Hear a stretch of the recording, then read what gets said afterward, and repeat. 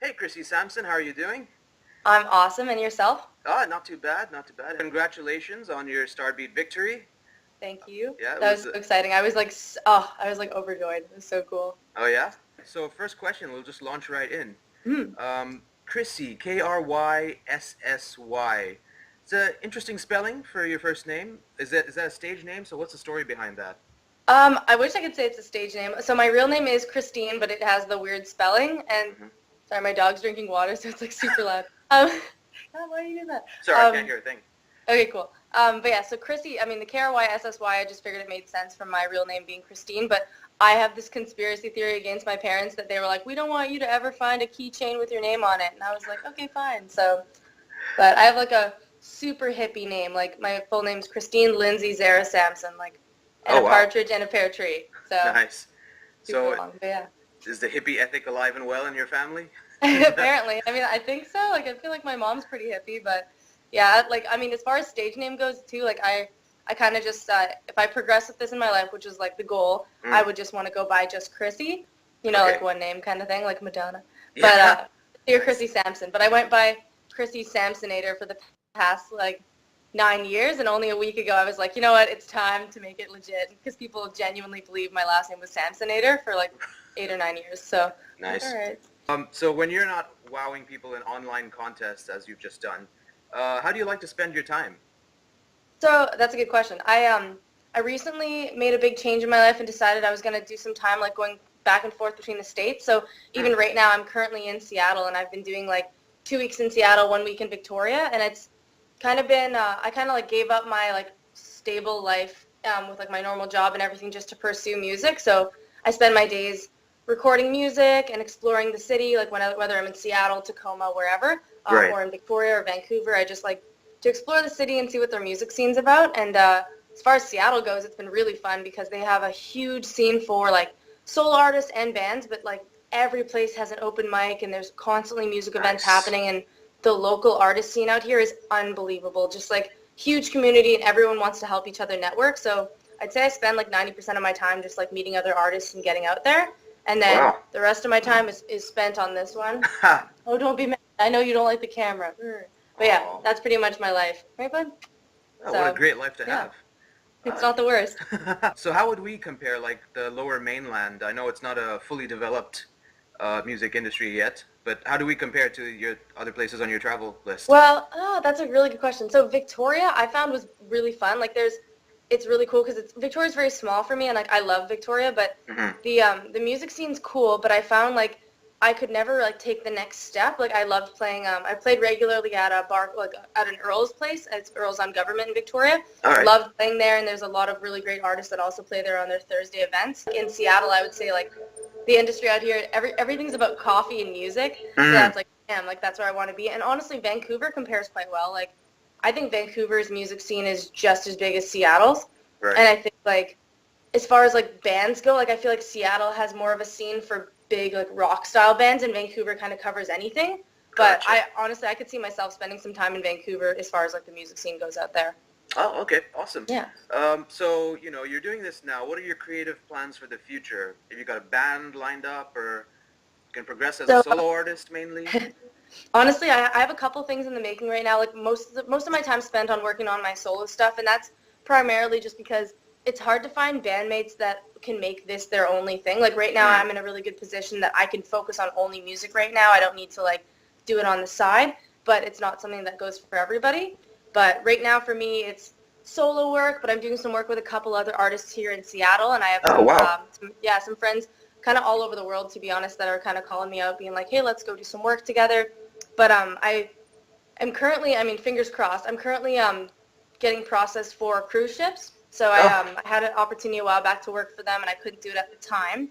And I just finished reapplying, and I actually did my final audition interview yesterday. It's for Carnival Cruise Lines. mm, So basically, I would be doing anything from like a 6 to 9 month contract, playing music up to 4 hours every day, and seeing wow. the world. And like my ideal situation is being able to do music as a living and allows me to travel, and that's exactly what I'm looking for. So if for some reason that doesn't pull through and I have to do something else, like I have a couple options to go back to Hawaii, get with my old band, or Mm, just do more solo stuff. So it's kind of all over the map here. But anything's possible. Like in a week, I could decide I'm going to move to Toronto or to wherever. So it's kind of, I'm pretty footloose, as I call it. Right. So whatever you're feeling at the time, really. Yeah, exactly. Oh, nice. Okay. All right. Let's pull back a little bit. So the StarBeat genie gives you 3 wishes. Uh, what, aside from obviously an infinite number of wishes, would you wish for? Yeah. Gosh, that's such a hard question. So I guess my first thing, it's so funny. Like, I would definitely wish to like meet some of my favorite artists. Like, if I could pick one like band I'd want to meet, it's like it would definitely be the Red Hot Chili Peppers. Like, I have an entire tattoo sleeve dedicated to them. They're like, I'm pretty diehard. Another wish would be like, I mean, it's so cliche to be like, I just wish everyone could get along, but I just wish I could give happiness to everybody, like in general, everybody. But like, I have so many people in my life that I want to share the experiences I can have, and like how do I explain this? So when I decided to make this big change in my life and like move and just like travel around and just see what I can do, I wanted to bring so many people with me. I had so many friends that like I want them to experience this too, and like who deserve this like release and happiness. And I think like when I'm in a position in the future to like bring my friends with me and do crazy things and travel the world doing music, I am going to bring so many people with me. Like there's so many people I want them to experience like the happiness I've gotten to experience, whether it's through music or travel or just meeting people. So something along the lines of providing happiness for others. And third wish, dogs. All the dogs. All the dogs? Like 50 dogs. I want every dog ever. I want to pet every dog in the world. Right. So not a cat person? It's not that I'm not a cat person. I'm just such a dog person. I actually, when I was a kid, my dad and I used to sneak out because my mom doesn't like cats, and we'd sneak out because there was a couple like stray cats in our neighborhood, and we'd go feed them, and my mom like never found out. So when she watches this, she's gonna be like, "What?" But so I've always liked cats, but I'm like such a dog person. Everybody who knows me well knows that like my dog Kovu is my best friend ever. So, Kovu. Okay, where's that name from? It's actually from the Lion King 2. Oh, right. But it's Swahili, and I'm pretty sure it means warrior. We looked it up. It was warrior princess or warrior something. So I was like, that works. Oh, is he a bit of a warrior? Yeah, I would say. She surfs with me back. Like whenever we were in Hawaii, she'll like surf with me all the time. That's awesome. Yeah. That's so She's cool. a little warrior. All right. So, other than your dog, any shout-outs you'd like to give at this point? Honestly, like I would say huge shout out to my mom because she's been the biggest support in everything I've done, especially for the StarBeat competition. She was like just as much as I was, like emailing, calling, texting people, being like, hey, could you check out this contest? She was one of the biggest people about it. So I definitely want to thank her. And I have a lot of friends that have been super supportive through like my music in general, but also with the StarBeat. I really want to thank, I have my videographer. He's the one who actually shot the video that I won with. Oh, right. His name's Dan Guda, and he's awesome. He's like really fantastic, really great videographer, and he's just like moving up in his own music scene too, so really appreciate his help. And but honestly I could name like so many people, but I just like thank my friends and family for always like supporting me and never being like, oh, like you sure you don't want to get a real job, like music isn't a real job. And I'm like, like no one's ever doubted me like that, so it's just nice to see people be like, go chase your dreams and go make it happen. Nice. It's awesome that you have a supportive network around you. Yeah, for exactly. that to happen. That's brilliant. Like looking back, what are your fondest musical memories? I remember when I was about 16, I had this like shift in my life. It was like a New Year's resolution that I started, and it was the you ever seen the movie Yes Man with Jim Carrey? Oh yes, I have. Yeah. Yeah, so he has like this curse that he has to say yes to everything, right? So I kind of adopted it because I realized I was missing out on a lot of experiences in my life just by being like shy or something. I started this Yes Man thing where if 1% of me wants to do this, like someone's like, hey, Kryssy, you want to do this? And like 1% of me is like, yes. I'll be like, okay, like, let's do it. I mean, like, if someone's like, hey, do you want to go rob a bank? And I'm like, like, I'm not going to be like, oh, like, 1% of me wants to, so no. But it's rational, but it's like, in the past, like, 5-6 years, I don't think there's been a moment where I've been like, oh, I should have done that, because I've done it. Like, every time I've wanted to do it, I'll do it.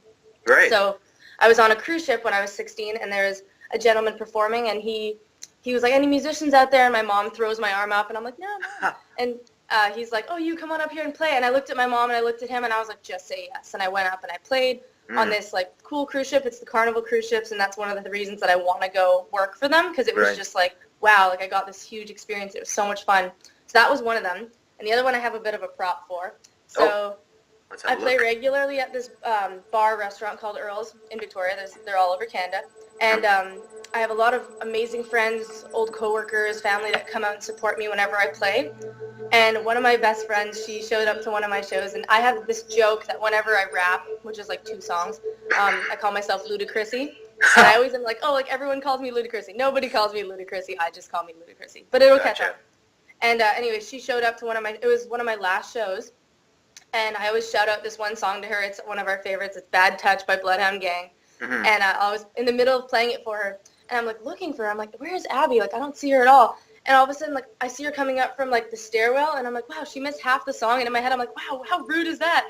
And I realized she went down to put on a shirt that she made that says Ludacryssy. That's and awesome. I was dying. Like, I started laughing in the middle of the song, couldn't even breathe, but, like, kept going. And everyone in the whole restaurant was just roaring. Oh. And so she ended up giving it to me as like a gift of being like, you know, go follow your dreams and like wear this shirt. And I was like, you know what, when I book my first big gig, I'm going to wear that shirt on stage. Like, I'm Ludacryssy, and maybe someone will start calling me it. It's not just her and I. That'd be brilliant. So those are my 2 favorite stories. So, Kryssy, before a show, iron stomach or butterflies? What's it like? You a nervous person? I would say, Yeah. I would say iron butterflies. So oh, nice. They're there, and Okay. they're like definitely bouncing around and like ding ding ding. But they're like I get like a small amount of nerve, but I can't tell you the difference between nervousness and excitement anymore because it's like a combination. So, you know, I'll always get this like weird feeling right before I walk up and like need to take a deep breath. But I'm so excited to get up there that once I'm up there, it's like nothing. Just like I see people, and whether I know the people in the crowd or I don't know a single person, it's like so exciting, and I can just get going. And you know, even like as a musician, if you mess up on stage, which it's bound to happen, you just have to like, keep going, and if it happens, it happens. But I've been pretty lucky to say that there's only a few times it's happened, and I've always been surrounded by people that just clap through it. That's awesome. So you talked about this a bit already, I know. What are you working on right now? And if you can give us a bit of detail on that. Yeah.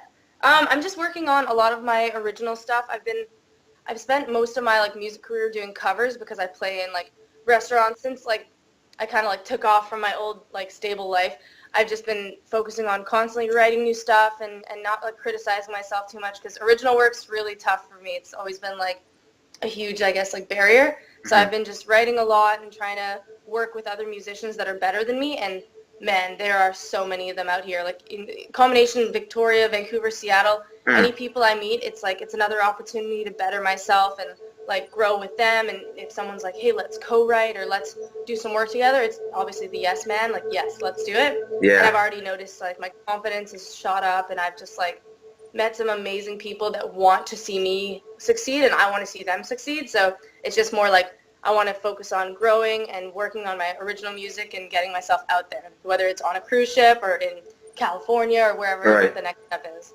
Awesome. Well, Kryssy, thank you so much for your time. I've really enjoyed this myself. But yeah, we're definitely going to be one of those groups that support you as you move forward. So thank you so much, and all the best for the future. Thank you so much. Thank you for taking the time for this little interview and everything. I'm really, really thankful that I got this opportunity in general. So thank you so much. Cheers. It's been a pleasure. Take care, Kryssy. You too.